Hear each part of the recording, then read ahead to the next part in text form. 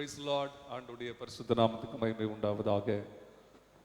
இந்த மாலை வேளையிலே இந்த பைபிள் ஸ்டடியில் இணைந்திருக்கிற ஒவ்வொருவரையும் இயேசுவின் நாமத்தினாலே அன்போடு கூட வாழ்த்தி வரவேற்கிறேன். கர்த்தர் நல்லவர், ஜீவன் சுகம்பலன் தந்து ஆண்டவர் நாளிலும் அவருடைய சமூகத்தில் அமர்ந்திருந்து அவருடைய மகத்துவமான வார்த்தையை தியானிக்க அவரை ஆராதிக்க ஆண்டவர் நமக்கு தந்த கிருபைக்காய் ஆண்டவரை ஸ்தோத்தரிக்கிறேன். நாம் எல்லாரும் இணைந்து கண்களை மூடி ஜெபம் பண்ணி இந்த ஆராதனை நாம் ஆரம்பிக்கலாம். கர்த்தர் தம்முடைய மகிமையை விளங்க பண்ணுவாராக. ஸ்தோத்திரம். அல்லேலூயா, அல்லேலூயா.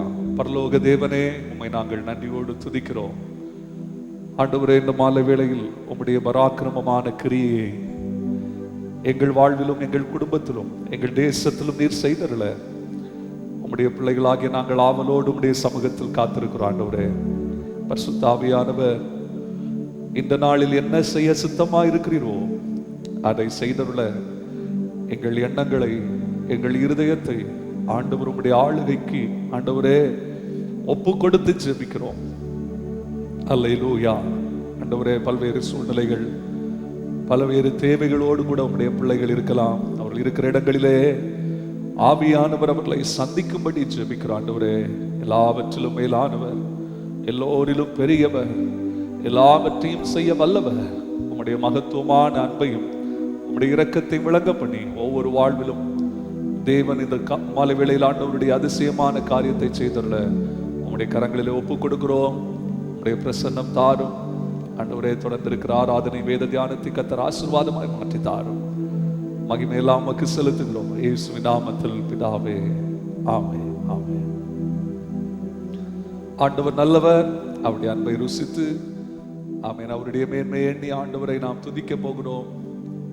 ஒப்பற்ற என் செல்வமே, ஓ எந்த நேசுநாதா, உம்மை நான் அறிந்து உறவாடிட உம் பாதம் ஓடி வந்தேன் என்கிற இந்த பாடல் வரிகளை என்னோடு கூட சேர்ந்து பாடி ஆண்டவரை ஆராதிக்கலாமா?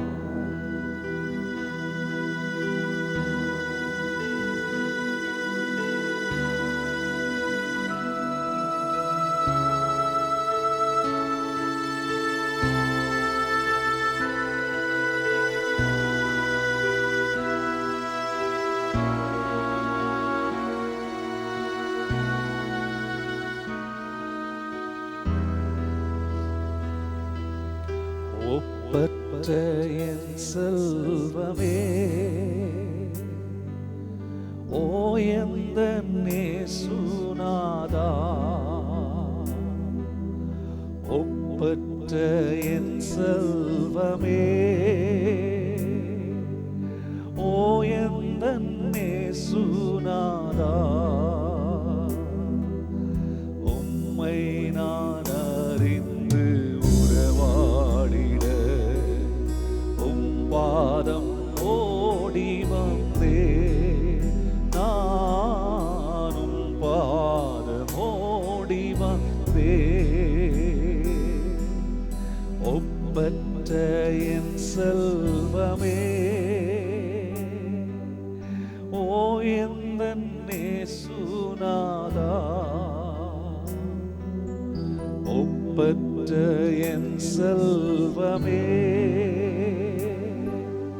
ஓ எந்த நேசுநாதா, உம்மை நான் ஆதாயமாக்கவும் உம்மோடு ஒன்றாகவும், உம்மை நான் ஆதாயமாக்கவும் உம்மோடு ஒன்றாகவும், எல்லாமே குப்பையன, எல்லாமே குப்பையன, என்னாலும் கருதுகிறே, நான் என்னாலும் கருதுகிறே. ஒப்பற்ற என் செல்வமே, ஓ எந்த நேசுநாதா, ஒப்பற்ற என் செல்வமே, ஓ எந்த நேசுநாதா, இயேசுநாதா, என் விருப்பம் எல்லாமே இயேசுவே நீதானோ. எத்தனை பேர் சொல்றீங்க? என் விருப்பம் எல்லாமே இயேசுவே நீதானோ. உமது மகிமை ஒன்றே, உமது மகிமை ஒன்றே என் உள்ளத்தின் ஏக்கமையா, உள்ளத்தின் ஏக்கமையா. ஒப்பற்ற என் செல்வமே, ஓ என் இயேசுநாதா, ஒப்பற்ற என் செல்வமே, ஓ என் இயேசுநாதா. கடந்ததை மறந்தே கண் முன்னால் என் இயேசுதா, கடந்ததை மறந்தே கண் முன்னால் என் இயேசுதா. தொடர்ந்து ஓடுவே, தொடர்ந்து ஓடுவே, தொல்லைகள் என்ன செய்யும்,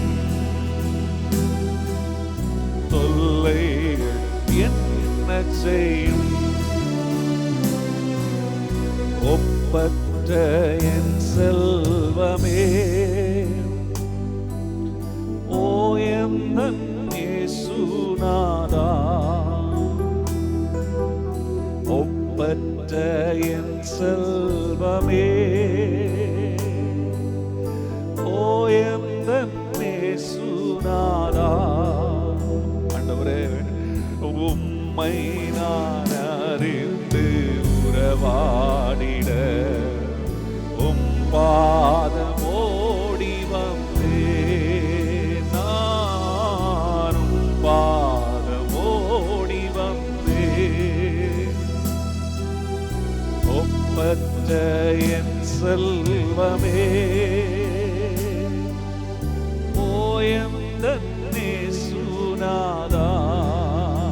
மீண்டும் சொல்லுமா? ஒப்பற்ற என் செல்வமே, ஓ என் இயேசுநாதா.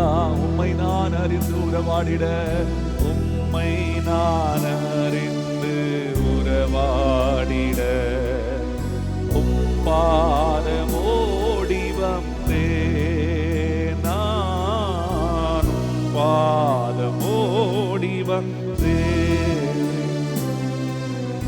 ஒப்பற்ற என் செல்வமே, ஓ என் இயேசுநாதா, ஒப்பற்ற என் செல்வமே, ஓ என் இயேசுநாதா.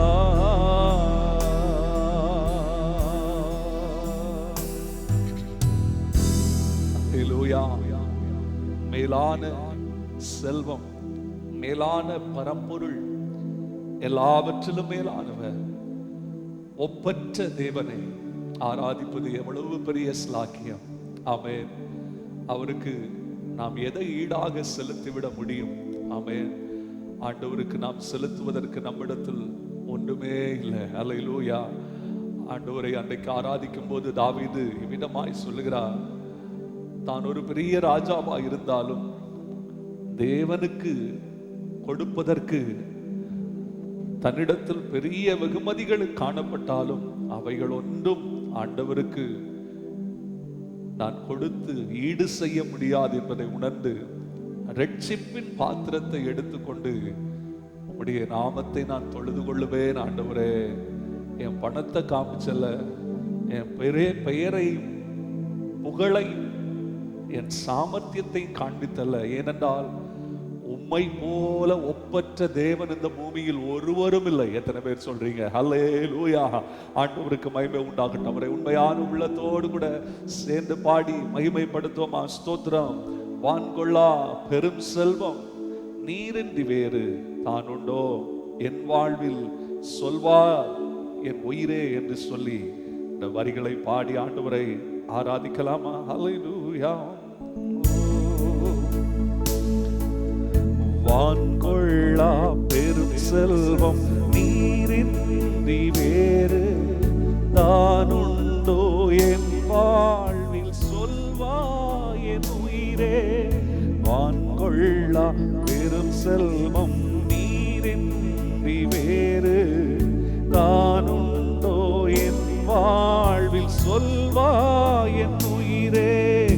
உம் நாமம் சொல்ல சொல்ல என் உள்ளம் மகிழுதையா.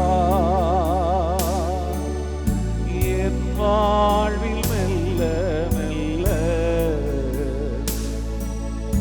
உம் இன்பம் பெருகுதையா.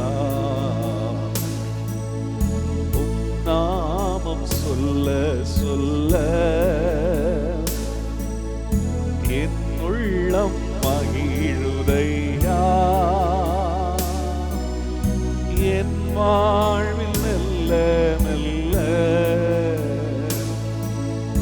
உம் இன்பம் பெருகுதையா. உம் நாமம் சொல்ல சொல்ல மாணிக்க தேரோடு காணிக்கை வந்தாலும் உமக்கது ஈடாகுமோ. மாணிக்க தேரோடு காணிக்கை வந்தாலும் உமக்கது ஈடாகுமோ. உலகமே வந்தாலும் உறவுகள் நின்றாலும் உமக்கது ஈடாகுமோ. மாணிக்க தேரோடு காணிக்கை வந்தாலும் உமக்கது ஈடாகுமோ. உலகமே வந்தாலும் உறவுகள் நின்றாலும் உமக்கது ஈடாகுமோ. உமக்கது ஈடாகுமோ. உம் நாமம் சொல்ல சொல்ல என் உள்ளம் மகிழுதையா. என் வாழ்வில் மெல்ல மெல்ல உம் இன்பம் பெருகுதையா. உம் நாமம் சொல்ல சொல்ல பாலென்பேன் தேனென்பேன் தெவிட்டாத முதன்பேன் உம் நாமம் என்னவென்பேன். பாலென்பேன் தேனென்பேன் தெவிட்டாத முதன்பேன் உம் நாமம் என்னவென்பேன். மறையென்பேன் நிறையென்பேன் நீங்காத நினைவென்பேன் உம் நாமம் என்னவென்பேன். பாலென்பேன் தேனென்பேன் தெவிட்டாத அமுதென்பேன் உம் நாமம் என்னவென்பேன். மறையென்பேன் நிறையென்பேன் நீங்காத நினைவென்பேன் உம் நாமம் என்னவென்பேன். உம் நாமம் என்னவென்பேன். உம் நாமம் சொல்ல சொல்ல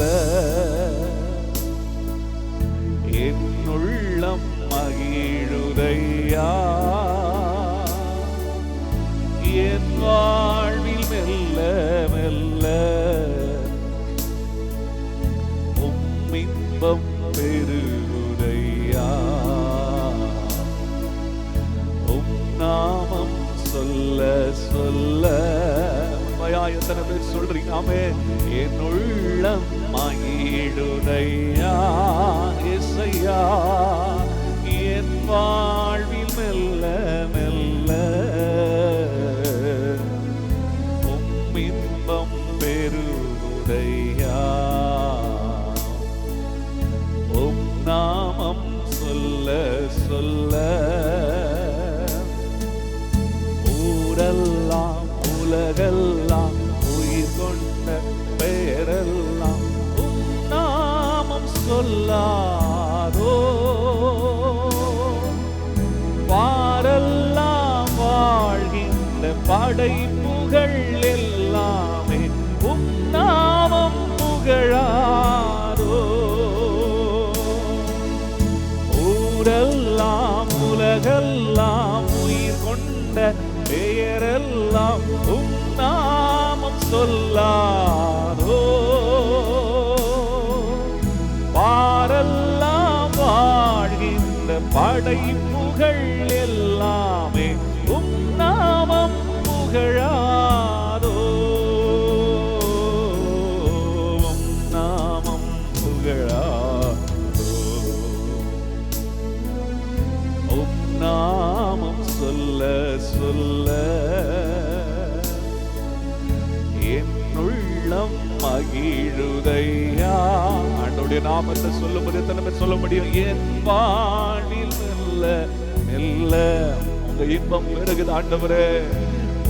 இன்பம் பெருகுதையா. நாமம் சொல்ல சொல்ல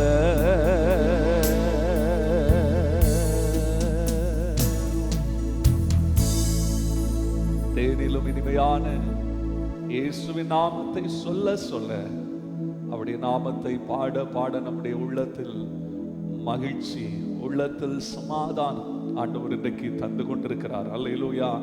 எத்தனை பேர் அதை உணர முடிகிறது? எத்தனை கோடி செல்வங்களால் கொடுக்கப்பட முடியாத சமாதானத்தை இயேசு நமக்கு தருகிறார். அல்லேலூயா. அதுதான் பாடினோம். பல கோடி செல்வங்கள் என்னை தேடி வந்தாலும் நீங்க என்கிட்ட இல்லைன்னா அதுவும் ஈடாகுமோ?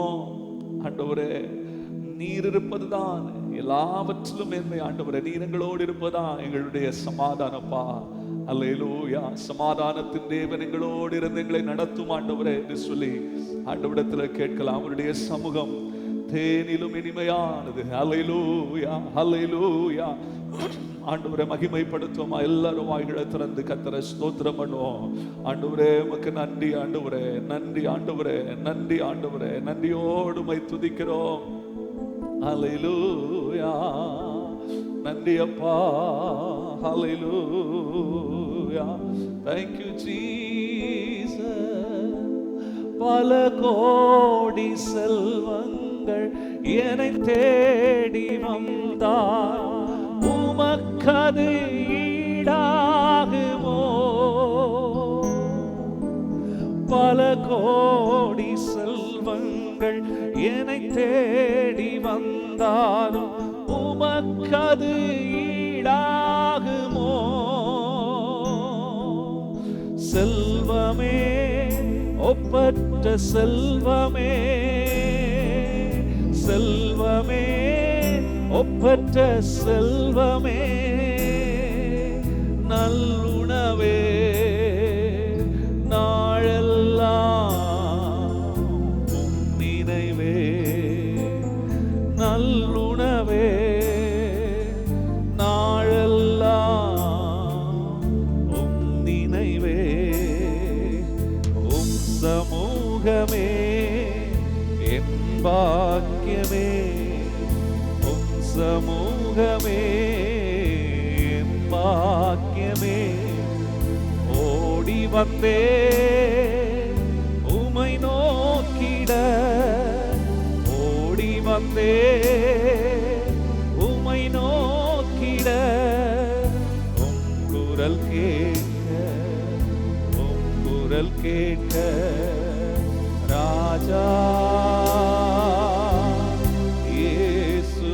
ராஜா ராஜா இயேசு ராஜா என் பாவம் நீக்கிட எடுத்தீர சிலுவையில் என்ன உம்மன்பு என் பாவம் நீங்கிட எடுத்தீர சிலுவையை என்ன உம்மன்பு தெண்டலே கல்வாரி தெண்டலே தெண்டலே கல்வாரி தெண்டலே அசைவாடும் ஆட்கொள்ளும் என்னில் ஆளுகை செய்யும் அசைவாடும் ஆட்கொள்ளும் என்னில் ஆளுகை செய்யும் உம் சமூகமே என் பாக்கியமே உம் சமூகமே என் பாக்கியமே ஓடி வந்தே உமை நோக்கிட ஓடி வந்தே உமை நோக்கிட உம் குரல் கேட்க உம் குரல் கேட்க ராஜா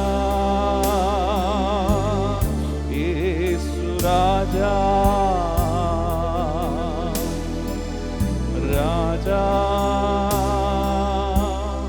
இயேசு ராஜா மீண்டும் பாடு ராஜா ஓ ராஜா இயேசு ராஜா இயேசு ராஜா இயேசு ராஜா அன்பின் பரலோக பிதாவே உம்முடைய சமூகத்தில் உம்முடைய சத்தம் கேட்க நாங்கள் ஓடி வந்திருக்கிறோம். உங்க சமூகத்தான் ஆண்டவரே இனிமையானது, எங்கள் வாழ்வில் ஆறுதலை பெற்று தருகிறது. உம்முடைய சமூகத்தின் மகிழ்ச்சியால் உம்முடைய சமூகத்தின் ஆண்டவரே தொடுதலால் இன்றைக்கு எங்களை சந்தித்து எங்கள் வாழ்வில் விடுதலை தரும்படி கரங்களில் எங்களை ஒப்புக் கொடுக்கிறோம். ஆவியானவர்களை ஆளுகை செய்யும். ஆங்காக இருந்து இந்த சத்தத்தை கேட்டுக் கொண்டிருக்கிற ஒவ்வொரு குடும்பங்களிலும் ஒவ்வொரு வாழ்க்கையிலும் உடைய வசனம் திட்டமாய் புறப்பட்டு செல்லட்டும். உடைய கரங்களில் எங்களை ஒப்புக் கொடுக்கிறோம். இயேசுவின் நாமத்தில் பிதாவே, ஆமென்.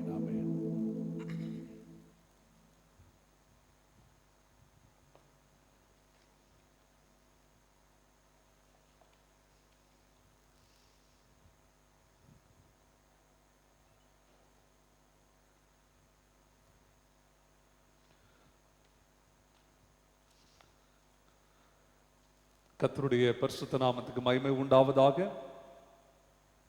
தொடர்ந்து நாம் கற்றுக்கொண்டு வருகிறதான வேத பகுதியை நாம் எடுத்துக்கொள்வோம். யோவான் சுவிசேஷம் 8வது அதிகாரம். இந்த வேத தியான வகுப்பிலே தொடர்ந்து எங்களோடு இணைந்திருக்கிற ஒவ்வொரு தேவ பிள்ளைகளையும் இயேசுவின் நாமத்தினாலே அன்போடு கூட வாழ்த்துகிறேன். நீங்கள் உங்கள் நேரத்தை செலவிட்டு தேவ சமூகத்தில் அமர்ந்திருந்து கர்த்தருடைய வார்த்தையை கற்றுக்கொள்ள செலுத்துகிற ஆர்வத்துக்காக ஆண்டவருக்கு மகிமை செலுத்துகிறேன். ஏதோ வெறும் சொல்லுகிற காரியங்களை கேட்கிறவர்களாய் மாத்திரம் இல்லாமல் இந்த வேத பகுதியை நீங்கள் வீடுகளிலே நன்றாய் தியானிக்கவும் வாசிக்கவும், அதோடு கூட இந்த பைபிள் ஸ்டடிக்காக ஜெபத்தோடு கூட நீங்கள் பங்கு பெறுவீர்களானால் நிச்சயமாகவே நான் சொல்ல முடியும், ஆவியானவர் நம்மோடு பேசுவார். அல்லேலூயா. ஆண்டவருடைய அன்பின் நற்செய்தியை, அவருடைய சத்தியத்தை நாம் அறிந்து கொள்ள கர்த்தர் நமக்கு அனுக்கிரகம் செய்வார். இன்றைக்கும் கர்த்தர் நம்மோடு கூட பேசுவாராக. யோவான் சுவிசேஷம் 8வது அதிகாரத்தில் நாம் ஏற்கனவே பார்த்த காரியங்கள் 1ஆம் வசனத்திலிருந்து 11வது வசனம் வரையிலும் பாரம்பரியமான யூதர்களுக்கு ஆண்டவர் இயேசு பிரசங்கம் பண்ணி கொண்டிருக்கும் போது அவர்கள் அவரிடத்தில் ஒரு பாவியான ஸ்திரியை கொண்டு வந்து நிறுத்துகிறார்கள். மோசேயின் பிரமாணத்தில் சொல்லப்பட்டிருக்கிறபடி இவள் மேல் சுமத்தப்பட்டிருக்கிற பாவத்துக்காக இவள் கல்லறியப்பட வேண்டும் என்று சொல்லி சொன்னார்கள். நீர் என்ன சொல்லுகிறீர் என்று வந்து கேட்டார்கள். இயேசு, உங்களில் பாவமில்லாதவன் முதலாவது கல்லறிய கடவன் என்று சொன்னபோது எல்லாரும் போய்விட்டார்கள். கடைசியில் இயேசு மாத்திரம் இருந்தார். இயேசு அவளை பார்த்து சொன்னார், உன்னை ஒருவரும் ஆக்கினைக்குள்ளையா தீர்க்கவில்லையா என்று சொல்லி கேட்டு, நானும் உன்னை ஆக்கினைக்குள்ளே தீர்க்க வரவில்லை, ரட்சிக்க வந்தவர், நீ போ, இனி பாவம் செய்யாதே என்று சொல்லி ஆண்டவர் ஒரு பெரிய மரண பயத்தில் நின்ற ஒரு ஸ்திரீயை ஆண்டவர் விடுதலை ஆக்கினதை பார்த்தோம். 12வது வசனத்திலிருந்து 20வது வசனம் வரையிலும் உள்ள பகுதியிலே ஆண்டவராகிய இயேசு 12வது வசனத்தில் நான் உலகத்துக்கு ஒளியா இருக்கிறேன் என்று சொன்ன ஒரு வார்த்தை நிமித்தமாக அவர்கள் உம்முடைய சாட்சி, நீரே உம்மை குறித்து சாட்சி கொடுக்கிறீர் என்று சொல்லி அவரை குற்றம் சாட்டினார்கள். ஆனால் இயேசுவோ 2 பேருடைய சாட்சி உண்மையா இருக்கிறது என்று நியாயப்பிரமாணம் போதிக்கிறது. ஆகவே நானும் பிதாவும் ஒன்றா இருக்கிறபடியால் நாங்கள் இருவரும் சாட்சி கொடுக்கிறோம் என்று சொல்லி அவர்களுக்கு பதில் கொடுத்தார். அவர்கள் உம்முடைய பிதா எங்கே என்று சத்தியத்தை, வெளிச்சமான அந்த இயேசுவை ஏற்றுக்கொள்ள மனதில்லாமல் புறக்கணித்தவர்களாக இயேசுவை அவமதிக்கிற காரியத்தை நாம் பார்த்தோம். அதை தொடர்ந்து 21வது வசனத்திலிருந்து 29வது வசனம் வரையிலும் உள்ள பகுதியிலே இயேசு கிறிஸ்து தம்முடைய தெய்வீகத்தை குறித்து சொன்னார். அதே நேரத்தில் யூதர்களை தன்னை பின்தொடர்ந்து வந்த பரிசேயர்களும் வேதபாரகர்களும் அந்த ஜனங்களை பார்த்து ஆண்டவர் சொல்கிறார், நீங்கள் உங்கள் பாவத்தில் சாவீர்கள். நான் உலகத்திலிருந்து உண்டானவன் அல்ல, நான் உன்னதத்திலிருந்து வந்தவர் என்கிறதை சொல்லி நீங்கள் உங்கள் பாவங்களில் சாவீர்கள். எதனால அப்படி ஆண்டவர் சொல்லுகிறார்? 24ஆம் வசனத்தில் சொல்லும்போது சொல்லப்பட்டிருக்கிறது, நானே அவர் என்று நீங்கள் விசுவாசியாவிட்டால்.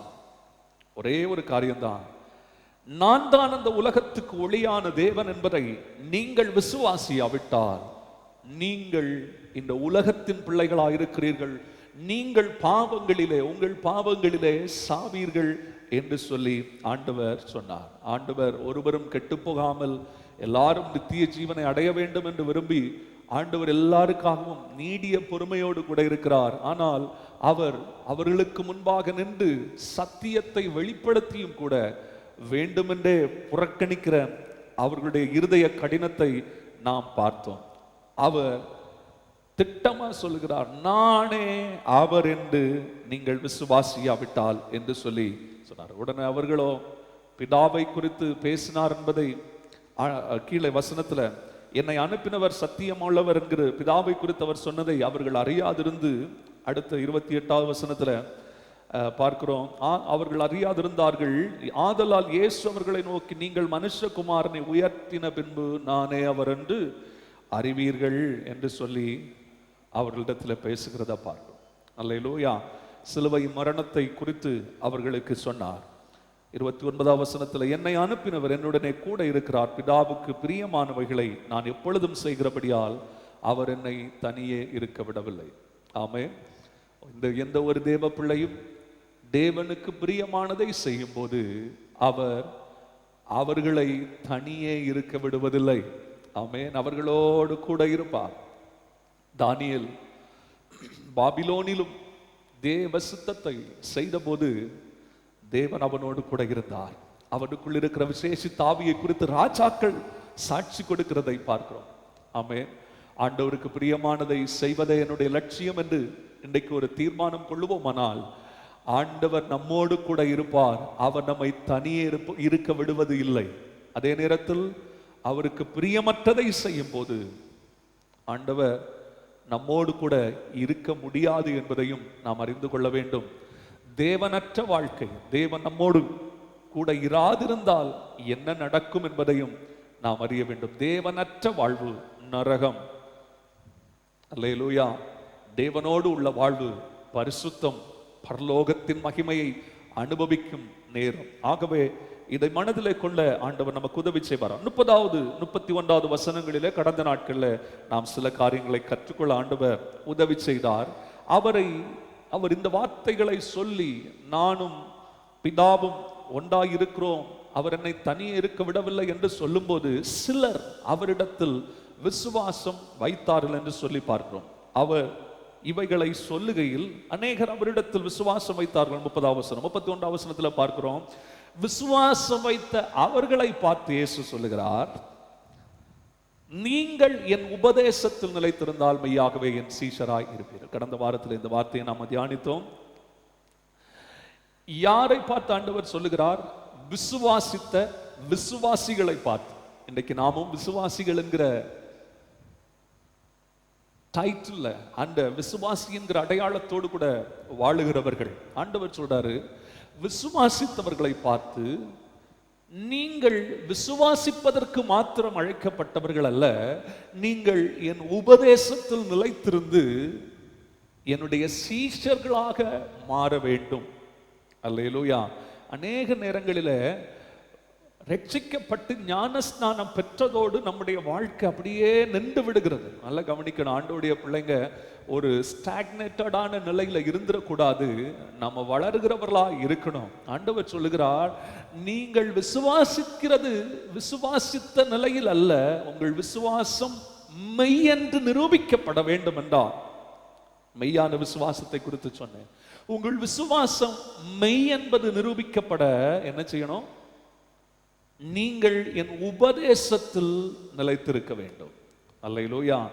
உபதேசத்தில் நிலைத்திருக்கிறவன் சீஷனாக மாறுவான். இன்னொரு வார்த்தையில் ஆண்டு சொல்ல, நீங்கள் என்னுடைய சீஷனாக மாற வேண்டும் என்று சொல்லி ஆண்டவர் சொல்லுகிறார். ஆண்டவருடைய நாம மகிமைப்படுவதாக. சீஷனாக மாற ஆண்டவர் ஒரு அழைப்பை கொடுக்கிறார். அதோடு கூட சீஷனாக மாறுவது லகுவான காரியம் அல்ல. நாம் அறிந்திருக்கிறோம், we need a commitment to become disciple. சீஷனாக மாறுவதற்கு ஒரு கமிட்மெண்ட் அவசியமானது. ஆண்டோடைய நாம மகிமைப்படட்டும். அதுபோல நமக்கு சீஷனாவதற்கு சீஷனுடைய சுபாவம், சீஷனுக்கேற்ற குணாதிசயம் வேண்டும். குருவை அடிச்சுவடுகளை பின்பற்ற, குரு போதிக்கிறவைகளை கை கொள்ளுகிறவனாயிருப்பான் சீஷன். அதோடு கூட சீஷனாயிருப்பது லகுவல்ல. disciple must pay a cost. commitment, character and cost. 3 வார்த்தைகள் சீஷத்துவத்துக்கு செலுத்தப்பட வேண்டிய கிரயம் என்று சொல்லி பார்க்கிறோம். ஆண்டவருடைய நாம மகிமைப்படுவதாக. இந்த யூதர்களிடம் அந்த பூரணமான கமிட்மெண்ட் வராததை இயேசு கண்டார். அவர்கள் விசுவாசித்து வந்தவர்களாக தங்களை காண்பித்தாலும் கூட அவருடைய கேரக்டர் மாறல, அவர்களிடத்தில் உண்மையான அர்ப்பணம் உண்டாகவில்லை. அதோடு கூட அவர்கள் சீஷனாக இயேசுவோடு கூட பயணிக்க விலைக்கிரயம் செலுத்தவும் ஆயத்தம் இல்லை. ஆகவே தான் ஆண்டவர் அவர்களை பார்த்து சொன்னார், நீங்கள் என் உபதேசத்தில் நிலைத்திருந்தால் மெய்யாகவே என் சீஷர்களாய் இருப்பீர்கள். இன்றைக்கு 31ஆம் வசனத்திலிருந்து 36ஆம் வசனம் வரையிலும் உள்ள வேத பகுதியை வாசிக்கிறேன்.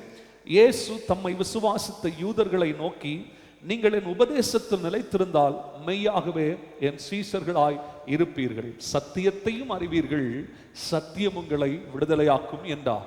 அவர்கள் அவருக்கு பிரதியுத்தரமாக, நாங்கள் ஆபிரகாமின் சந்ததியாராய் இருக்கிறோம், நாங்கள் ஒரு காலம் ஒருவனுக்கும் அடிமைகளாய் இருக்கவில்லை, விடுதலை ஆவீர்கள் என்று நீர் எப்படி சொல்லுகிறீர் என்றார்கள்.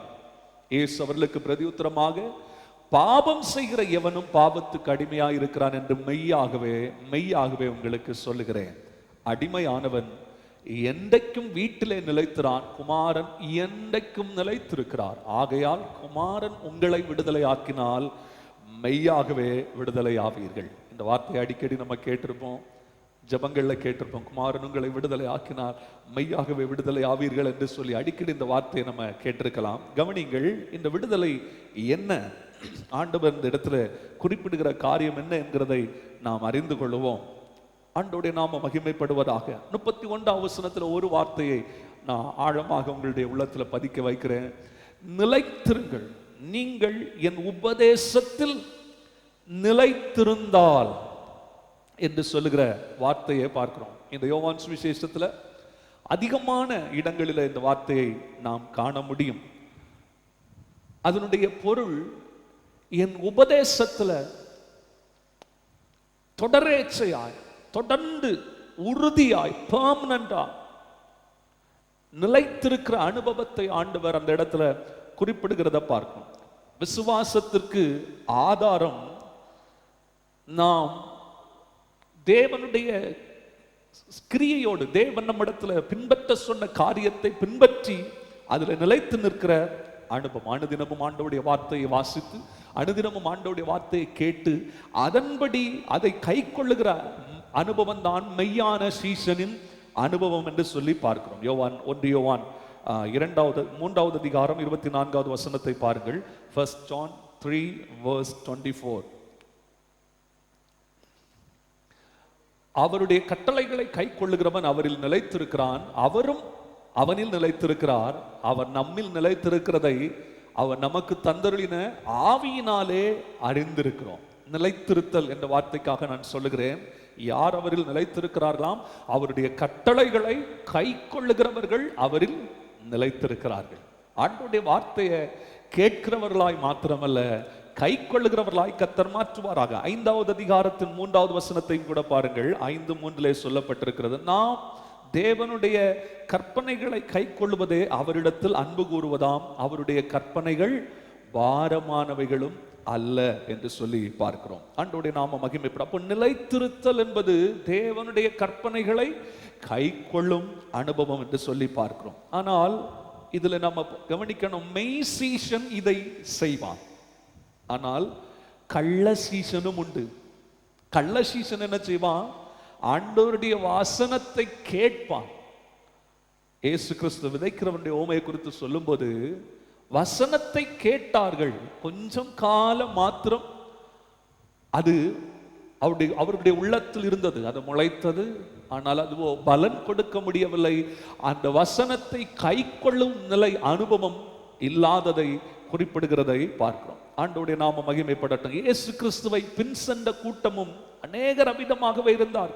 அவருடைய உபதேசத்தை கேட்டபோது, அவருடைய உபதேசம் கடினமா இருக்கிறது என்று சொல்லி 6வது அதிகாரத்துல நம்ம பார்த்தோம். அநேகர் அவரை விட்டு பிரிந்து சென்றார்கள் என்று சொல்லி பார்க்கிறோம். ஆண்டவருடைய நாம மகிமைப்படட்டும்.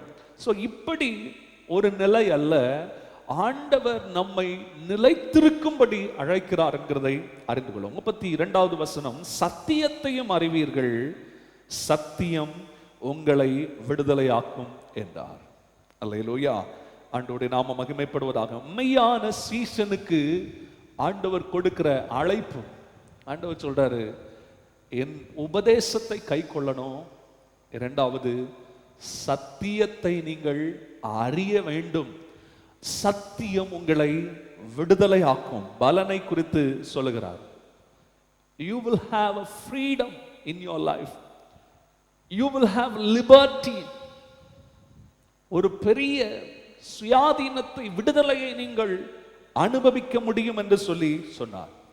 நல்லா கவனிக்கணும், உண்மையான சத்தியத்தை அறியும் போது ஒரு மனுஷனுடைய வாழ்க்கையில விடுதலை உண்டாகும், டெலிவரன்ஸ் உண்டாகும், அவனுடைய வாழ்க்கையில ஃப்ரீடம் உண்டாகும். He won't be in the bondage. அவன் கட்டுகளுக்குள்ள என்ன செய்ய மாட்டான், இருக்க மாட்டான். இன்னைக்கு யோசிச்சு பாருங்க, உண்மையான சீசனாய் ஆண்டவரை கை கொள்ளுகிறவருடைய வாழ்க்கை உண்மையாகவே சமாதானமானதாக, விடுவிக்கப்பட்டதா இருக்கும். ஆனால் பொய்யான சத்தியத்தை அல்ல, பொய்யானதை நம்பி மத குருக்களையும் தலைவர்களையும் நம்பி தாங்கள் சொல்லுகிற கற்பனையான கதைகளையும் தங்களுடைய வாழ்வில் அபியாசப்படுத்தாத கொள்கைகளை பிரசங்கிக்கிற குருக்களை பின்பற்றி செல்லுகிற ஜனங்கள் கட்டப்பட்டவர்களாக அவர்களுடைய வழிநடத்துதலின்படி தங்களுடைய சரீரங்களை ஒடுக்கி கொண்டு தங்களுடைய நல்ல வாழ்வை அவர்கள் கெடுத்து போட்டவர்களாக வாழுகிறதை கட்டுப்பாட்டுக்குள் கொண்டு போய் தங்களுடைய வாழ்க்கையை கெடுத்து கொள்ளுகிறத பார்க்கும். ஆண்டவருடைய பிள்ளைகள் நன்றாய் கவனிக்கணும், சத்தியம் ஒருபோதும் நம்மை கட்டி வைப்பதில்லை, சத்தியம் நம்மை விடுதலையாக்கும். அல்லேலூயா. ஆண்டவருடைய நாமம் மகிமைப்படுவதாக. இப்போ உங்களுக்கு இதை கேட்கும்போது ரொம்ப சந்தோஷமா இருக்கும். ஆனால் நன்றாக இந்த வசனத்தை புரிந்து கொள்ள வேண்டும். நமக்கு எல்லாருக்கும் விடுதலைன்னா ரொம்ப பிடிக்கும். விடுதலை நமக்கு எல்லாருக்கும் அவசியம். ஆனால் இந்த வேத வாக்கியம் பேசும் விடுதலை என்ன? இந்த வசனம் சொல்லுகிற விடுதலை 34வது வசனத்தில் சொல்லப்பட்டிருக்கிறது. இயேசு அவர்களுக்கு பிரதியுத்தரமாக, பாவம் செய்கிறவன் எவனும் பாவத்துக்கு அடிமையாக இருக்கிறான் என்று சொன்னார். ஆமென். விடுதலை எங்கே இருந்து உண்டாகணும்? பாவத்திலிருந்து விடுதலையை குறித்து ஆண்டவர் சொல்லுகிறதை பார்க்கும். இயேசுவை கை கொண்டு சத்தியத்தை விசுவாசிக்கிற, சத்தியத்தை கை கொள்ளுகிற ஒரு மனுஷனை சத்தியம் எங்கே இருந்து விடுதலையாக்கும்? பாவத்திலிருந்து விடுதலையாக்கும். 32வது வசனத்தில் அதுதான் நாம் பார்க்கிறோம். சத்தியத்தையும் அறிவீர்கள், சத்தியம் உங்களை விடுதலையாக்கும். பிலாத்து இயேசுவை பார்த்து கேட்டான். இயேசு அவனிடத்தில் பேசும்போது, சத்தியவான் எவனும் என் சத்தம் கேட்கிறான் என்று சொல்லும்போது, யோவான் 18:38 வாசிக்கிறோம், வாட் இஸ் ட்ரூத், சத்தியமாவது என்ன என்று சொல்லி பிலாத்து கேட்கிறதை பார்க்கும். 38 ஆண்டவருடைய நாமம் மகிமைப்படுவதாக. சத்தியமாவது என்ன என்று சொல்லி கேட்டான். அவருக்கு முன்னே சத்தியமான இயேசு நிற்கிறார். ஆனால் சத்தியத்தை என்ன செய்யல அந்த பிலாத்து அறியவில்லை. சத்தியம்னா என்ன? வேதத்தை நீங்கள் பாருங்கள். யோவான் 7:28 நம்ம வாசிக்கிறோம். யோவான் 7:28 சொல்லப்பட்டிருக்கிறது, என்னை அனுப்பினவர் சத்தியம் உள்ளவர். அந்த வசனத்தின் கடைசி பகுதியிலே பார்க்கிறோம், என்னை அனுப்பினவர் சத்தியம் உள்ளவர். பிதாவாகிய தேவன் சத்தியம் உள்ளவர். 8:26 வாசிக்கிறோம் அதே போல, என்னை அனுப்பினவர் சத்தியம் உள்ளவர். அதே நேரம் 14ஆம் அதிகாரம் 6வது வசனத்திலே சொல்லப்பட்டிருக்கிறது, நானே வழியும் சத்தியமும் ஜீவனுமாய் இருக்கிறேன் என்றார். அல்லேலூயா. பிதா சத்தியம் உள்ளவர், சத்தியமானவர். குமாரனும் இயேசு சொல்றார், I am the truth, நானே அந்த சத்தியம் என்று சொல்லுகிறதை பார்க்கிறோம். ஆண்டவருடைய நாம மகிமைப்படுவதா. பிதாவாகிய தேவனுடைய திவ்ய சுபாவம், சத்தியமான சுபாவம் இயேசுவின் வழியாக வெளிப்படுத்தப்பட்டிருக்கிறதை நாம் அறிகிறோம். எபேசியர் 4:21 வாசிக்கிறோம், இயேசுவினிடத்துள்ள சத்தியத்தின்படியே நீங்கள் அவரை அறிந்து அவரிடத்தில் கேட்டதை அவரால் போதிக்கப்பட்டிருக்கிறீர்கள் என்று சொல்லி பவுல் சொல்லுகிறத பார்க்கும். ஆண்டவருக்கு மகிமை உண்டாகட்டும். அதே போல இன்னும் நாம் பார்க்கும்போது பிதா குமாரன் இருவரையும் குறித்து பார்த்தோம். யோவான் 16வது அதிகாரத்தின் 13-14 வசனங்களை வாசிப்போமானால், பரிசுத்த ஆவியானவரை குறித்து சொல்லும்போது சத்திய ஆவியானவர் என்று குறிப்பிடுகிறதை பார்க்கும். அல்லேலூயா. சத்திய ஆவியானவர் வரும்போது சகல சத்தியத்துக்குள்ளும் உங்களை நடத்துவார். இன்னும் 17ஆம் அதிகாரத்தின் 17ஆம் வசனத்தில் சொல்லப்பட்டிருக்கிறது, அவருடைய வசனம் சத்தியம். நன்றாய் கவனிங்கள். பிதாவாகிய தேவன் சத்தியமானவர், இயேசு கிறிஸ்து குமாரனாகிய தேவன் சத்தியமானவர், பரிசுத்தாவியாகிய தேவன் சத்தியமானவர், அவருடைய வார்த்தையும் சத்தியம். ஆண்டவருங்க சொல்றாரு யூதர்களை பார்த்து, சத்தியத்தையும் அறிவீர்கள், சத்தியம் உங்களை விடுதலையாகும். அல்லேலூயா. ஆண்டவருடைய நாம மகிமைப்படும். அப்படின்னா என்ன அர்த்தம்? குமாரன் உங்களை விடுதலை ஆக்குவார். ஆமென். 36ஆம் வசனத்தில் அதை நாம் வாசித்தோம். குமாரன் உங்களை விடுதலை ஆக்கினால் நீங்கள் மெய்யாகவே விடுதலை ஆவீர்கள். அப்படின்னா என்ன அர்த்தம்? இயேசுவே அந்த சத்தியம் என்று சொல்லி ஆண்டவர் சொல்லுகிறதை பார்க்கிறோம். ஆனால் இவர்களோ இயேசுவை ஏற்றுக்கொள்ள மனதில்லாதவர்களாக இருக்கிறார்கள். இந்த அநேகர் சத்தியமான கர்த்தரை கேட்டும் அறிந்தும் கூட அவரை ஏற்றுக்கொள்ள மனதில்லாமல் இருக்கிறத பார்க்கிறோம். சத்தியத்தை தேடுகிற மனிதர்களுக்காக நான் சொல்லுகிறேன், சத்தியத்தை அறியணும் அப்படின்னு அநேகர் விருப்பமுடையவர்கள் உண்டு. நீங்கள் சத்தியத்தை இந்த உலகத்தில் வேறு எங்கும் தேடி காண முடியாது, இயேசுவை தவிர. எத்தனை கோடி வருஷம் தேடினாலும் இயேசுவை தவிர சத்தியம் ஒன்று இல்லவே இல்லை. அல்லேலூயா.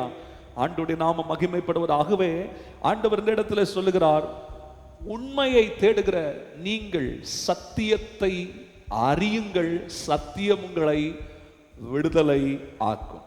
அல்லேலூயா. ஆண்டவருடைய நாமம் மகிமைப்படட்டும். இந்த சத்தியத்தை எப்படி அறிகிறது? சத்தியத்தை எப்படி அறிய முடியும்?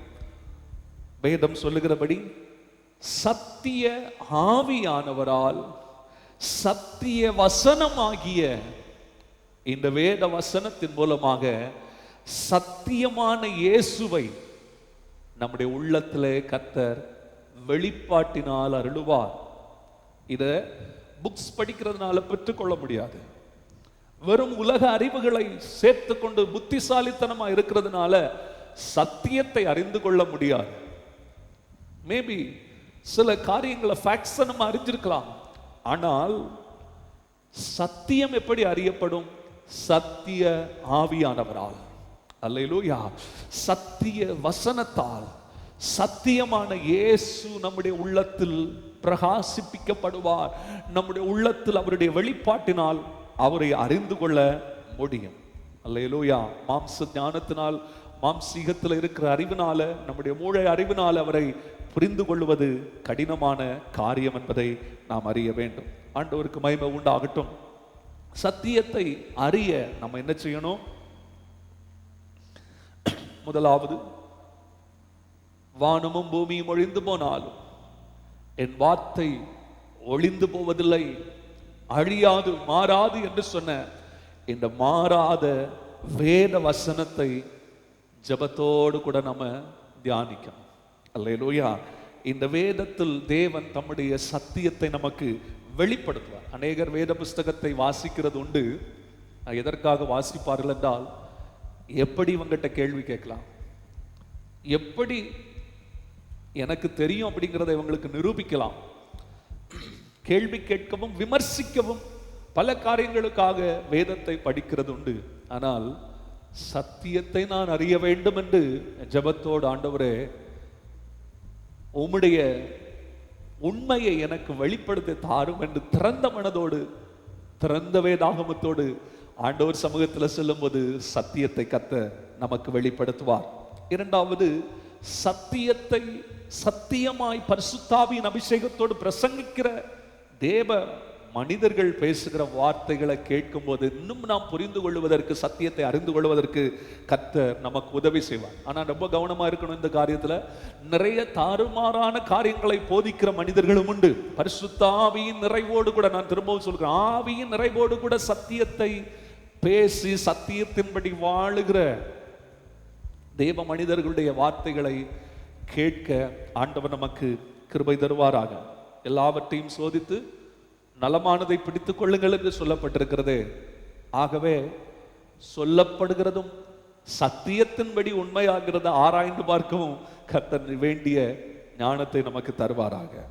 மூன்றாவது, சத்தியத்தை அறியும் போது சத்தியம் உங்களை விடுதலை ஆக்கும். அல்லேலூயா. அது வெறும் மூளை அறிவாக இருப்பதில்லை. அந்த சத்தியம் நம்முடைய வாழ்விலே விடுதலையை உண்மையாகவே கொண்டு வரும். ஆண்டவருடைய நாம மகிமைப்படட்டும். உண்மையான சீசனுக்கு ஆண்டவர் சத்தியத்தை வெளிப்படுத்துவார். இங்கே அவர்கள் போலியாக விசுவாசத்தை உடையவர்களை போல இயேசுவினிடத்தில் வருகிறார்கள். ஆனால் இயேசு சொன்னார், என் உபதேசத்தில் நிலைத்திருந்தால் நீங்கள் எனக்கு சீஷர்களாயிருப்பீர்கள். எனக்கு சீஷர்களாய் இருக்கிறவர்களை, அவருக்கு சீஷர்களாக விரும்புகிறவர்களை பார்த்து சொல்றாரு, நீங்கள் சத்தியத்தையும் அறிவீர்கள், சத்தியம் உங்களை விடுதலை ஆக்கும் என்று சொல்லி சொன்னார். அல்லேலூயா. நல்லா கவனிங்க. விடுதலையாக எனக்கு மனுஷன் பலவிதமான வழிகளை தேடுகிறதை நாம் பார்க்கிறோம். ஆனால் இந்த பூமியிலே நாம் விடுதலையாக்கப்படுவதற்கு, நான் சொன்னேன், சத்தியம் எதிலிருந்து நம்மை விடுதலையாக்கும்? பாவத்திலிருந்து ஒரு மனுஷனை விடுதலையாகும். பாவத்திலிருந்து விடுதலை கிடைக்கிறதுக்கு தேவனுடைய திவ்ய வசனத்தை தவிர வேற ஒண்ணுக்கும் வல்லமை கிடையாதுங்கிறத ஆணித்தரமா சொல்ற. வேற எதற்கும் அதனுடைய சக்தி இல்லவே இல்லை. பாவத்திலிருந்து விடுதலை ஆக 2 கயிறை கையில கட்டினா விடுதலை உண்டாவதில்லை.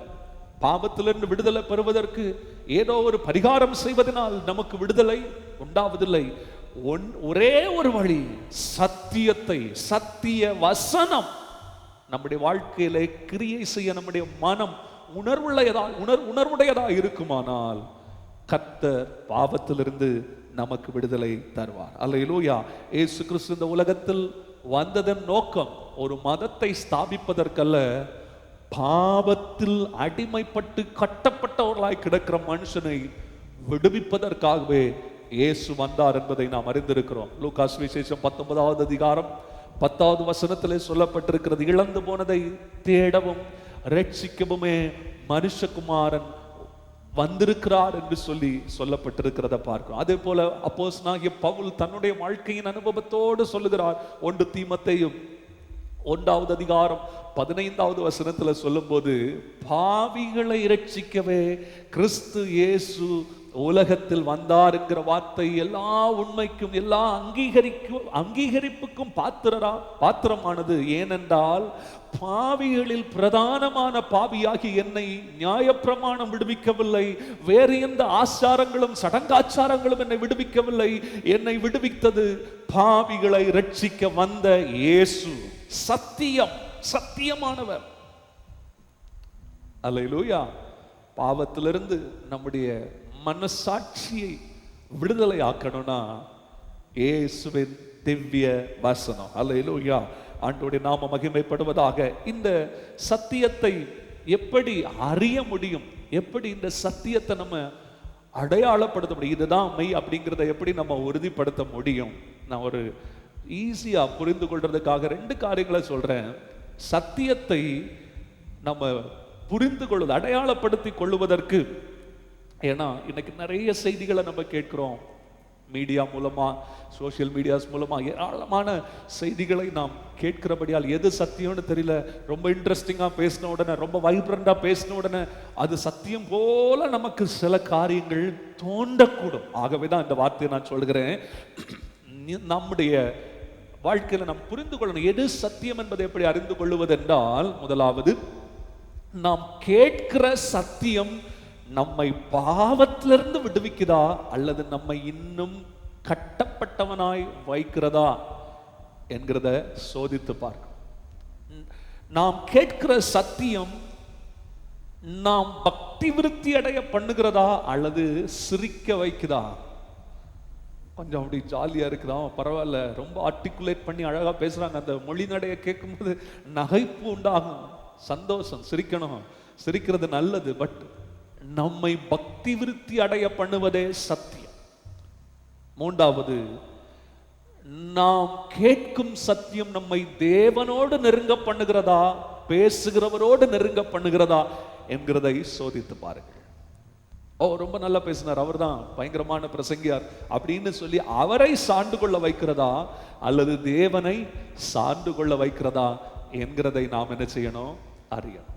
இதன் வழியாக நாம் சத்தியத்தை அடையாளப்படுத்திக் கொள்ள முடியும். இங்கே இயேசுவை பின்பற்ற வந்த யூத ரபிமார்கள், யூத மத தலைவர்கள், அவங்க பெரிய ஸ்காலர்ஸ். ஆனால் அவர்களுடைய நிலைமை என்ன? அவர்கள் பாவத்தில் கட்டப்பட்டு கிடக்கிறார்கள். பலவிதமான மத சடங்காச்சாரங்களை செய்தாலும் அவர்கள் கட்டப்பட்டு விடுதலை இல்லாமல் இருக்கிறத இயேசு கண்டு அவர்களிடத்தில் பேசினார். சத்தியம் உங்களை விடுதலை ஆக்குயா, சத்தியத்தை நம்புங்கயா அப்படின்னு ஆண்டவர் அவர்களை பார்த்து பேசுகிறதை பார்க்கிறோம். மனுஷனுக்கு இன்றைக்கு தேவை, அநேக நேரத்தில் நம்ம நினைக்கிறது, எனக்கு இந்த பிரச்சனையிலிருந்து விடுதலை கிடைச்சா போதும், இந்த சூழ்நிலையிலிருந்து விடுதலை கிடைச்சா போதும், இந்த வியாதியிலிருந்து எனக்கு விடுதலை கிடைச்சா போதும், இப்படி பலவிதமான காரியங்களை சொல்லி இந்த சூழ்நிலையிலிருந்து எனக்கு விடுதலை ஆண்டவர் தரணும் அப்படின்னு சொல்லி சரீர பிரகாரமான விடுதலையை நாம் கேட்கிறோம்.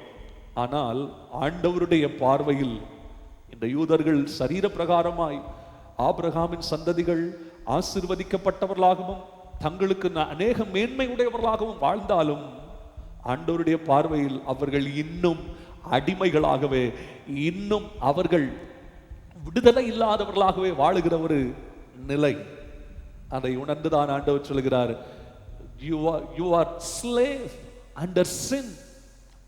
பாவத்துக்கு நீங்கள் அடிமைகளாய் இருக்கிறீர்கள் என்று சொல்லி ஆண்டவர் அவர்களை பார்த்து சொல்லுகிறத பார்க்கணும். ஆகவே ஆண்டவருடைய பிள்ளைங்க நல்லா அறிந்து கொள்ள வேண்டும். வெறும் சரீர பிரகாரமான விடுதலை, சரீர பிரகாரமான காரியங்களை குறித்து பேசப்படுகிற காரியங்கள், பிரசங்கங்களும் இன்னைக்கு அப்படிதான். சரீர விடுதலை குறித்த காரியங்களை அதிகமாக பேசப்படுகிறதை நாம் கேட்க முடியும்.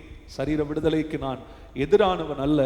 தேவன் சத்தியத்தை அறியும் போது, சத்தியமானவர் நமக்குள்ளே கிரியை செய்யும் போது, அல்லேலூயா, ஆவியானவர் நமக்குள்ளே கிரியை செய்யும். ஆவியானவர் எங்கே உண்டு அங்கே விடுதலையும் உண்டு. சத்திய ஆவியானவர் நமக்குள்ளே விடுதலையை கட்டளையிடுவார் என்பதில் எந்த சந்தேகமும் இல்லை. ஆனால் சரீர விடுதலைக்காகவே ஆண்டவரிடத்தில் வந்து ஏமாற்றத்தோடு கூட இருக்கிற அநேகரும் உண்டு. ஆண்டவருடைய பிள்ளைகள் நம்முடைய பாவ வழிகளை விட்டு மனம் திரும்பாம இன்னும் வெறும் உலக தேவைகளுக்காக ஆண்டவரை தேடுகிறவர்களாயிராமல், நம்மிடத்துல இன்றைக்கு ஆண்டவரிடத்துல நம்மை ஒப்பு கொடுக்க கர்த்தர் நமக்கு கிருபை தருவாராக. வேத வசனம் பாவ மன்னிப்பாகிய மீட்பையை நமக்கு முக்கியத்துவப்படுத்துகிறது. இயேசு இந்த பூமியில வந்ததும் அதுக்குதான். இந்த வேத வசனம் நமக்கு கொடுக்கப்பட்டிருக்கிற நோக்கமும் அதுக்குதான். அல்லேலூயா. அநேகர் வேத வசனம் ஆசீர்வாதத்துக்காக கொடுக்கப்பட்டதுன்னு சொல்லி நினைச்சுக்குவாங்க. உண்மை, ஆசீர்வாதத்துக்காகவே இதில் கொடுக்கப்பட்டிருக்கிற வாக்கு தத்தங்கள் எல்லாம் நமக்கு ஆண்டவர் தந்திருக்கிறார். 2 தீமோத்தேயு 3:16-17 நம்ம வாசிக்கிறோம். இந்த வேத வாக்கியங்களை கர்த்தர் எதற்காக தந்தார்? அவைகள் உபதேசத்துக்கும் சீர்திருந்தலுக்கும் கடிந்து கொள்ளுதலுக்கும் நீதியை படிப்புதலுக்கும். உபதேசிக்கும், கடிந்து கொள்ளும், சீர்திருத்தும், நீதியை படிப்பிக்கும். இதெல்லாம் எனக்கு வேண்டாம், உபதேசமா கேட்கவே பிடிக்கல, கடிந்து கொள்ளுதலா ஐயோயோ போனா எப்பவுமே கடிந்து கொள்றாங்க அப்படிதான் சொல்ற அநேகரை நம்ம பார்க்கிறோம். சீர்திருந்த விருப்பம் இல்லை, நீதியை கற்றுக்கொள்ள விருப்பம் இல்லை. ஆண்டவர் சொல்றாரு, நீ இவைகள் எல்லாவற்றையும் அறிந்தாயானால் இந்த வேத வசனம் உனக்குள்ளே பிரயோஜனமாயிருக்கும். இந்த வேத வசனம் உனக்குள்ளே ஆசீர்வாதத்தை கொண்டு வரும். ஆண்டவருடைய நாமம் மகிமைப்படும். இந்த வேத வசனம் அருளப்பட்டதின் நோக்கமே அதுதான். மனுஷன் சீர்திருந்தும்படி, மனுஷன் பாவ வழியை விட்டு மனம் திரும்பும்படி கர்த்தராகிய இயேசு வந்ததும் அதற்காகவே வந்தார் என்பதை நாம் அறிகிறோம். ஆகவே இந்த வார்த்தையை கேட்கிற நம்ம யாரும் வஞ்சிக்கப்படாதபடிக்கு அவரவரை காத்துக்கொள்ளணும். அல்லேலூயா. யாரும் யாரும் என்ன செய்ய முடியாது, காத்துக்கொள்ள முடியாது. ரொம்ப தெரிஞ்சவங்களை அநேகரை பிசாசு வஞ்சித்தான். ஆனால் அவரவரை சத்தியத்தின்படி காத்துக்கொள்ள ஆண்டவர் நமக்கு கிருபை தருவாராக. ஓகே, இப்போ 3 காரியங்களை நான் உங்களுக்கு சொன்னேன். எது சத்தியம்?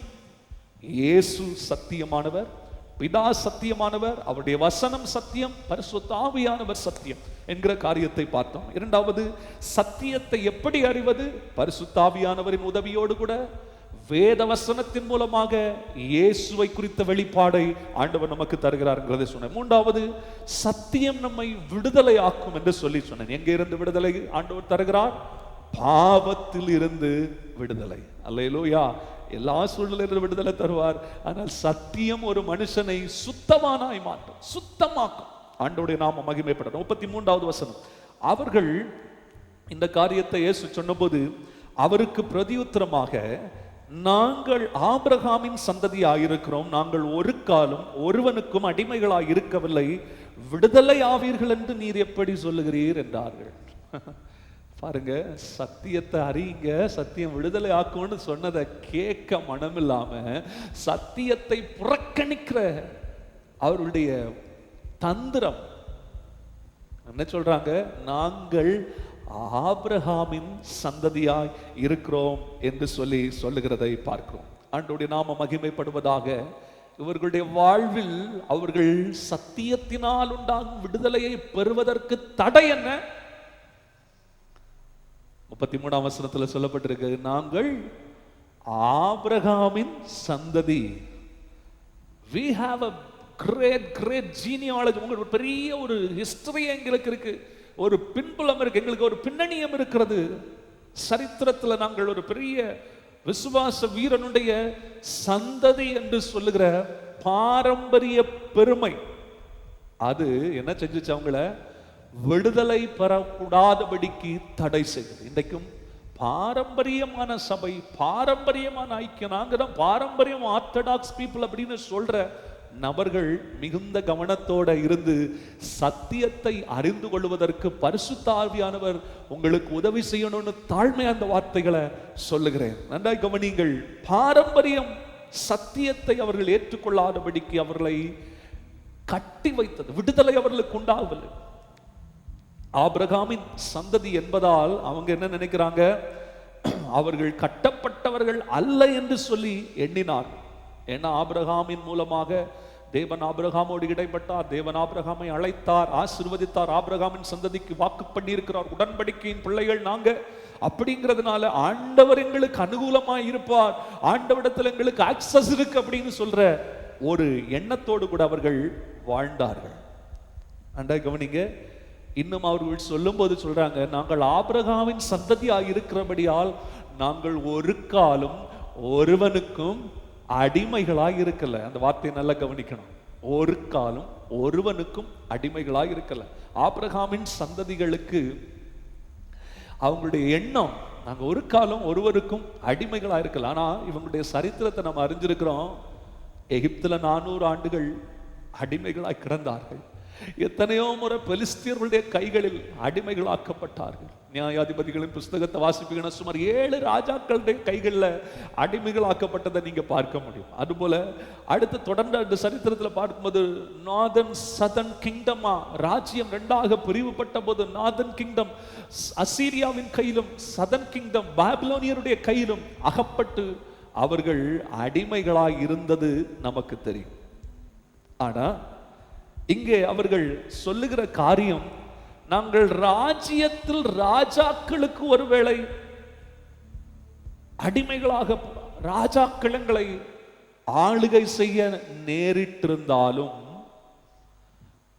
பாபிலோனுக்கு போனாலும் அசீரியாவுக்கு போனாலும், still we were the generation of Abraham அப்படிங்கிறத என்ன செய்யறாங்க சொல்றாங்க. நாங்கள் எங்க கொண்டு போகப்பட்டாலும் பாபிலோனிலும் நாங்கள் ராஜாவை சேவிக்கவில்லை, நாங்கள் யெகோவாவின் பிள்ளைகளாகவே ஆபிரகாமின் வழியிலே நாங்கள் இருந்தோம் அப்படின்னு சொல்லி, நாங்கள் ஒருவனும் ஒரு காலுக்கு அடிமைகளாக கொண்டு போனாலும் நாங்கள் அங்க அடிமைகளா இருக்கல. எங்களுக்குள்ள நாங்கள் யெகோவா தேவனையே பற்றி கொண்டு நமக்கு தெரியும். சரித்திரத்துல தானியேல், சாத்ராக், மேஷாக், ஆபேத்நேகோ போன்றவர்கள், இன்னும் அநேகர் விசுவாசத்துக்காய் வைராக்கியம் பாராட்டினார். அவர்களிலும் அநேகர் என்ன செஞ்சாங்க, ராஜாக்களையே பின்பற்றினவர்களும் உண்டு, சரித்திரம் உண்டு. ஆனால் இந்த இடத்துல 34வது வசனத்தை பாருங்க. அவர்களுக்கு இயேசு சொல்லுகிற பதில கவனிங்க. இயேசு அவர்களுக்கு பிரதியுத்தரமாக, பாவம் செய்கிற எவனும் பாவத்துக்கு அடிமையா இருக்கிறான் என்று மெய்யாகவே உங்களுக்கு சொல்லுகிறேன். எஸ், நீங்க சொன்னது கரெக்ட் தான்.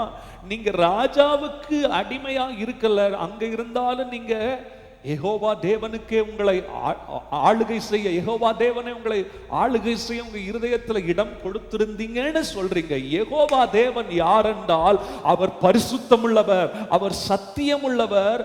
ஆகவே பாவம் செய்கிற எவனும் பாவத்துக்கு அடிமையா இருக்கிறான். நீ ராஜாவுக்கு அடிமையா இல்லைன்னு நீ சொல்லிடலாம். இன்னைக்கு நம்ம கூட அநேக நேரத்தில் இப்படி சொல்றது உண்டுல, நான் அப்படிப்பட்ட கொடிய பாவத்தை எல்லாம் நான் செய்யல, கொலை செய்யல, கொலை குத்தம் செய்யல, விபச்சார பாவம் செய்யல, அப்படிப்பட்ட மோசமான காரியங்கள் எல்லாம் நான் செய்யல. ஆனா ஆண்டவர் கேட்கிறாரு, நீ ராஜாவுக்கு அடிமையாகல, நீ சொற்பமான விஷயத்துல அடிமையா கிடக்குறியா? அல்லேலூயா, அல்லேலூயா. சிந்தையில விழுந்து கிடக்குறோமா? பெரிய விஷயத்தெல்லாம் தள்ளி தள்ளி விட்டோம், ராஜாவுக்கு அடிமையா இருக்கல, ஓகே குட். ஆனா ஆண்டவர் கேட்கிறாரு, பாவத்துல கட்டப்பட்டிருக்கிறியே, உன் மனசு கட்டப்பட்டு கிடக்கிறது. அன்பானவர்களே, இந்த வார்த்தையை கேட்கும் போது வெளியே நீதிமான்களாய் காண்பிக்க நான் இயேசுவுக்காக வாழுகிறேன் என்ற வைராக்கியம் இருக்கலாம். வெளியே நாங்கள் யெகோவாவின் பிள்ளைகள் என்று மார்தட்டி கொண்ட யூதர்களை போல நம்முடைய வாழ்க்கையில பெரிய காரியங்களை நம்ம காண்பித்துக் கொள்ளலாம். ஆனால் இன்றைக்கு ஆண்டவர் இயேசு கேட்கிறார், உன் அந்தரங்க வாழ்க்கை எப்படி இருக்கிறது? உன் உள்ளான வாழ்க்கை எப்படி இருக்கிறது? பாவம் செய்கிறவன் வெளியே ரட்சிக்கப்பட்டவன் என்று அறியப்படலாம், வெளியே விடுதலையாக்கப்பட்டவன் என்று சொல்லி அறியப்படலாம். ஆனால் பாவம் செய்கிறவனோ பாவத்துக்கு அடிமையா இருக்கிறானே. அல்லேலூயா, அல்லேலூயா. ஆண்டோடைய நாம மகிமைப்படாக. எந்த நிலையில் இருந்தாலும் இன்னைக்கு ஆண்டோடத்துல மனம் திரும்புவோம். பாவம் ஒருவரையும் விட்டு வைக்கல.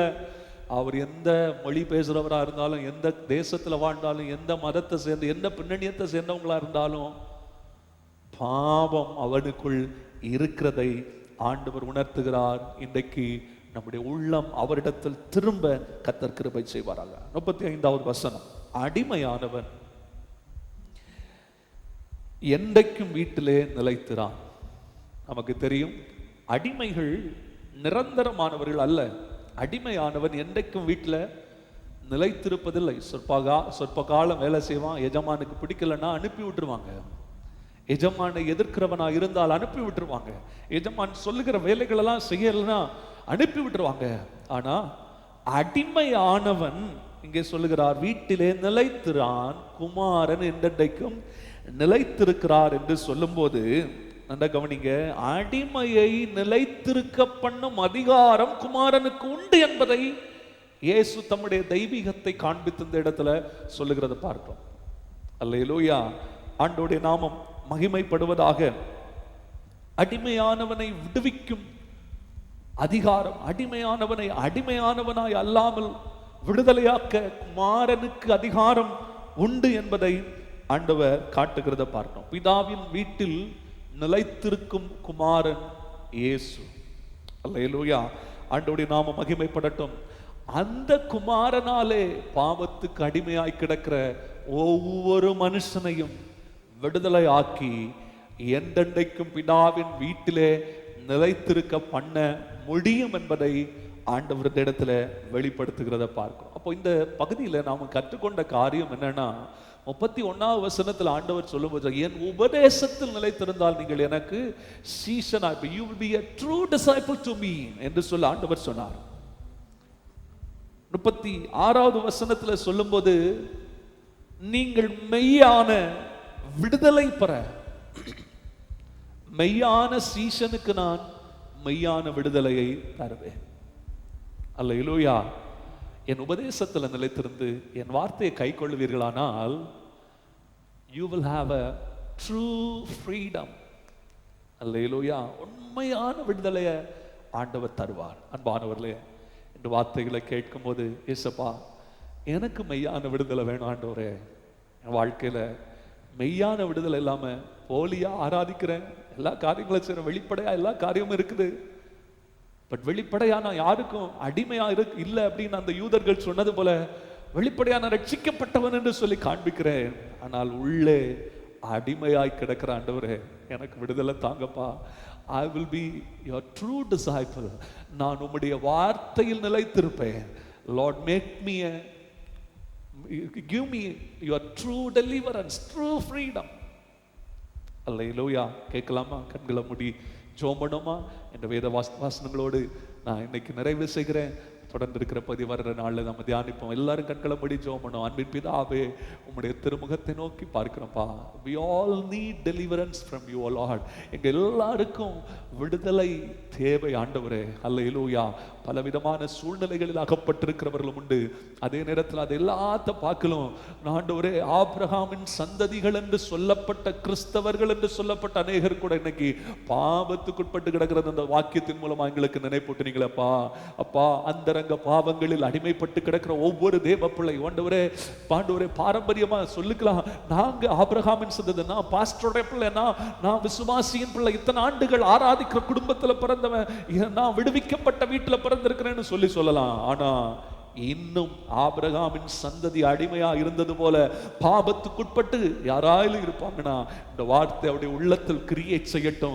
தேவன் அவர்களை விடுதலை ஆக்கி மெய்யான சீஷர்களாய் மெய்யான விடுதலையோடு வாழ்வதற்கு கர்த்தர் பலனளிக்கும்படி நாங்கள் ஜெபிக்கிறோம். ஆண்டவரே, உம்முடைய அன்பு கரத்தில் ஒப்பு கொடுக்கிறோம். சத்தியத்தை அறிவீர்கள், சத்தியம் உங்களை விடுதலை ஆக்கும் என்று சொன்னீங்களேப்பா. எது சத்தியம் என்பதை எங்களுக்கு நீங்க காண்பித்தீர் ஆண்டவரே. அது எப்படி அறிய வேண்டும் என்பதை எங்களுக்கு காண்பித்தீங்க ஆண்டவரே. அது விடுதலை விடுதலை தரும், பாவத்திலிருந்து எங்களுக்கு விடுதலை தரும் என்பதை எங்களுக்கு போதித்ததற்காய் ஸ்தோத்திரப்பா. இந்த மாலை வேளையில எங்களோடு இடைப்பட்டதற்காய் நன்றி செலுத்துகிறோம். ஒவ்வொரு வாழ்விலும் ஒவ்வொரு குடும்பத்திலும் கர்த்தருடைய மெய்யான விடுதலையை தந்து நீர் ஆசீர்வதித்து நடத்தும். உமக்கே சகல மகிமை கனமும் துதியும் உண்டாகட்டும். இயேசுவின் நாமத்தில் பிதாவே, ஆமென், ஆமென். என் ஆத்துமாவே கர்த்தரை ஸ்தோத்திரி, என் முழு உள்ளமே அவருடைய பரிசுத்த நாமத்தை ஸ்தோத்திரி. என் ஆத்துமாவே கர்த்தரை ஸ்தோத்திரி, அவர் செய்த சகல உபகாரங்களை என்றென்று மறவாதே. ஆமென், ஆமென். ஸ்தோத்திரம். கர்த்தர் தாமே உங்கள் ஒவ்வொருவரையும் ஆசீர்வதிப்பாராக.